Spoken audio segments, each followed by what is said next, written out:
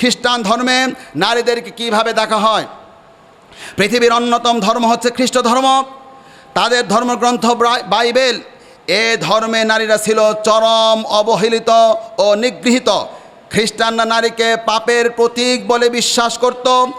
তারা মনে করত আদম আলাইহিস সালামের স্ত্রী হাওয়ার ভুলের কারণেই সকল নারীর রক্তে পাপের সঞ্চালন ঘটেছে। হাওয়ার একটা পচা রক্ত সমস্ত নারীর মধ্যে চলে গেছে, এই রকমের বিশ্বাস খ্রিস্টান ধর্মের মধ্যে লালন করে। আমি আপনাদের কাছে জানতে চাই, হাওয়া আলাইহিস সালামের কোনো পচা রক্ত আছে কি? আর যেটা গোটা পৃথিবীর নারীদের মধ্যে ছড়িয়ে গিয়েছে, এমন বিশ্বাস কি মুসলমানরা বিশ্বাস করে? জোরে বলেন, বিশ্বাস করে? পৃথিবীর মানুষকে আজকে শোনাচ্ছি, খ্রিস্টান পাদ্রীরা নারীকে নরকের দ্বার এবং মানবের সমস্ত দুঃখ দুর্দশার কারণ মনে করত। জাহান্নামের দরজা মনে করে নারীদেরকে, তারা জাহান্নামের দরজা মনে করে। আর ইসলামের বিশ্বাস হলো আল জান্নাতু তাহতা আকদামিল উম্মাহাত, মায়ের পায়ের তলে হলো সন্তানের বেহেশত।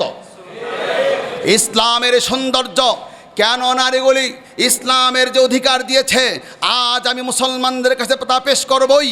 এবং মুসলমানকে আমি বলবো, কারো বাবার ক্ষমতা থাকলে, কারো দাদার ক্ষমতা থাকলে, কারো শিক্ষা দীক্ষা থাকলে আমার কাছে আসুক, তা আমাকে প্রমাণ করে দেখ ইসলামের চাইতে শ্রেষ্ঠ কোনো ধর্ম, ইসলামের চাইতে শ্রেষ্ঠ কোনো আইন পৃথিবীতে নাই, থাকতে পারে না, লাগবে না।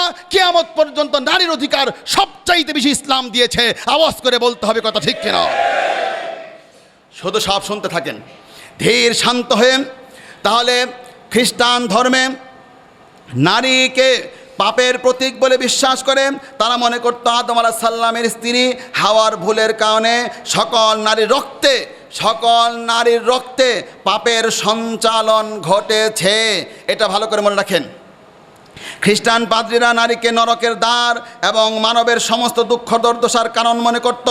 তারা নারীকে সর্বাপেক্ষা জঘন্য রূপে চিত্রিত ও নিকৃষ্ট বিশেষণে ভূষিত করত। খ্রিস্টান সমাজ নারীকে আত্মাহীন প্রাণী। খ্রিস্টান ধর্মেও নারীকে আত্মাই নাই, নারীর কোনো আত্মাই নাই, এটা তারা বিশ্বাস করে। এবং তাহলে ভালো করে শোনেন, নারীকে আত্মাহীন প্রাণী ও সন্তান উৎপাদনের একটি প্রাকৃতিক যন্ত্ররূপে আখ্যায়িত করেছে।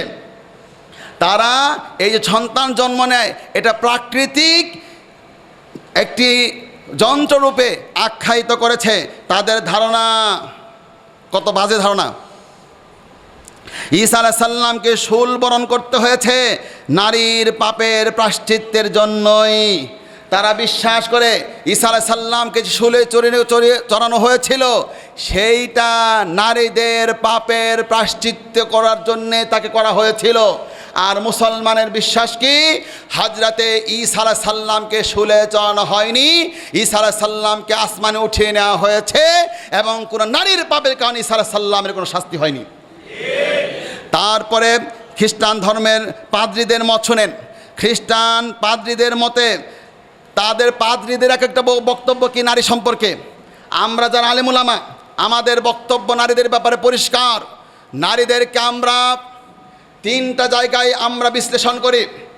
এক, নারী হলো প্রথমে বাবার ঘরে থাকে, সেই সময় হলো মেয়ে। দুই, নারী যখন স্বামীর ঘরে থাকে তখন হলো স্ত্রী। তিন, নারী যখন শেষ বয়সে সন্তানের ঘরে থাকে তখন হলো মা। মেয়ে হিসাবে তার মর্যাদা আমি তুলে ধরব। সুবহানাল্লাহ, সুবহানাল্লাহ, তার মর্যাদা অবাক হয়ে যাবেন। বিশাল স্তূপ আমি তুলে ধরব। তা সে যখন বউ হয়ে যায়, স্ত্রীর হয়ে যায়, স্ত্রী হিসাবে তার হক তা তুলে ধরব। এবং সর্বশেষ যখন সে মা হয়ে যায়, তার তো আর তুলনাই হতে পারে না। অপরদিকে পাদ্রীদের বক্তব্য শুনেন, আমাদের বক্তব্য আর খ্রিস্টান পাদ্রীদের বক্তব্য। খ্রিস্টান পাদ্রীরা নারীদের ব্যাপারে তাদের কথা হলো, নারী যাবতীয় পাপের উৎস, নারী হচ্ছে শয়তানের প্রবেশ স্থল, তারা আল্লাহ তাআলার মান সম্মানে বাধা দানকারী। চিন্তা করে দেখেন, এ প্রসঙ্গে মুস্তাম নামক এক খ্রিস্টান ধর্মযাজক বলে, নারী এক অনিবার্য আপদ, পরিবার ও সংসারের জন্য হুমকি, মোহনীয় মোড়কে আবৃত বিভীষিকা। মোহনীয় মোড়কে আবৃত বিভীষিকা। চিন্তা করেন, দেখতে নাকি খুব সুন্দর, ভিতরে হলো বিভীষিকা। এই হলো এক একটা পাদ্রীর বক্তব্য। সপ্তম শতাব্দীতে এক অধিবেশন রোম নগরীতে অনুষ্ঠিত হয়েছিল। অধিবেশনে সর্বসম্মতিক্রমে এ সিদ্ধান্ত গৃহীত হয়, নারীর কোনো আত্মা নাই। তারা নারীর ভিতরে কোনো আত্মাই নাই, এই হলো তাদের বিশ্বাস। আমার প্রিয় ভাইয়েরা, বাইবেলে সুস্পষ্টভাবে বর্ণিত হয়েছে। আমি একেবারে বাইবেলের উদ্ধৃতি যেটা, সেটা আপনাদেরকে শোনাচ্ছি। যেইভাবে বাইবেল এসেছে, পরে তিনি নারীকে কহিলেন, আমি তোমার গর্ভবেদনা অতিশয় বৃদ্ধি করিব এবং স্বামীর প্রতি তোমার বাসনা থাকিবে, সে তোমার উপরে কর্তৃত্ব করিবে। তাহলে নারীর, খ্রিস্টান ধর্মের নারীর যে প্রসব বেদনা, এটা একটা শাস্তি। গোটা পৃথিবীর নারীদেরকে সন্তান হবার সময় যে প্রসব বেদনাটা, এটাকে তারা খারাপ হিসাবে চিহ্নিত করেছে, তাদের পাপের শাস্তি হিসাবে তারা চিহ্নিত করেছে। আর ইসলাম, সুবহানাল্লাহ জোরে পড়েন, মুসলমানরা জোরে করেন না সুবহানাল্লাহ। আর ইসলাম নারীর যখন প্রসব বেদনা হবে, ইসলাম তখন বলেছে, আমার মা যদি সন্তান প্রসব করতে গিয়ে তিনি যদি মৃত্যুবরণ করে, তাহলে ইসলাম তাকে শহীদের মর্যাদা দিবে। আমার মা যদি সন্তান প্রসব করতে গিয়ে এক কলস রক্ত ঢেলে দেয়, তারপরে তিনি জীবিত থাকতে পারে, ওই নারীকে গাজীর মর্যাদা দিবে। আমার মা সন্তান পেটে আসার কারণে রাতের বেলা ঘুম পাড়তে পারছে না, দাঁড়িয়ে আছে, বসে আছে, অথবা একটু শুয়ে আছে, ওই মুহূর্তে ঘুম না আসতে পারার কারণে আল্লাহ রব্বুল আলামিন সারা রাত জেগে জেগে সেজদায় পড়ে থাকলে, রুকুতে পড়ে থাকলে, নামাজ আদায় করলে যেই সওয়াব, আমার মাকে আল্লাহ পাক সেই সওয়াব দান করে দিবে। আমার মায়ের সন্তান পেটে আসার কারণে তিনি খেতে পারছে না, ভালো খেতে মজা লাগছে না, সেই জন্যে রোজা রাখলে পরে যেই সওয়াব আল্লাহ রব্বুল আলামিন সন্তান পেটে আসার কারণে অল টাইম সেই সওয়াব দান করতে থাকবে। এই হলো আমাদের ইসলামের মধ্যে তাদের মর্যাদা। আর তাদের বিশ্বাস কি, ওই প্রসব বেদনা নাকি সেইটা হলো একটা অভিশাপ, সেটা একটা শাস্তি, মালিকের পক্ষ থেকে যাচ্ছে। খ্রিস্টান এক পাদ্রী বলেছে, নারী সব অন্যায়ের মূল, তার থেকে দূরে থাকাই বাঞ্ছনীয়। নারী হচ্ছে পুরুষের মনে লালসা উদ্রেককারী, ঘরে ও সমাজে যত অশান্তির সৃষ্টি হয় সব তারই কারণে। আর এই কারণে তারা নারী শিক্ষা অধিকার নিষিদ্ধ করে দিয়েছিল।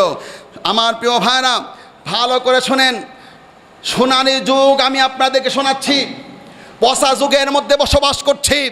যেই পচা যুগের এক একটা অসভ্য নারী ওখানে ঢুকেছে, কিভাবে ঢুকলো আল্লাহ তাআলাই ভালো জানে।